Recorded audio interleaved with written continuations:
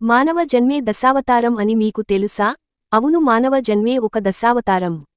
ఎందుకు ఇలా చెప్తున్నాను అని మీకు సందేహం కలగవచ్చు. ఇప్పుడు నేను చెప్పేది జాగ్రత్తగా కళ్ళు మూసుకుని మనసుతో ఆలోచిస్తూ వినండి.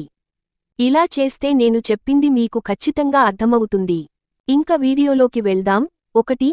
మాతృమూర్తి గర్భంలో నీటిలో ఈదుతూ ఎదిగే దశ. మత్స్య అవతారం. 2. నీటి నుంచి నేల మీద పాకే బాల్యం, కూర్మావతారం. 3. వయసులోని జంతు ప్రవర్తన, వరాహ అవతారం. 4. మృగం నుంచి మనిషిగా మారే దశ, నరసింహ అవతారం. 5. మనిషిగా మారి ఎదగాలని ఎగిరితే, వామన అవతారం. 6. ఎదిగిన క్రోధం తగ్గాలని తెలిస్తే, పరశురాముడి అవతారం. 7.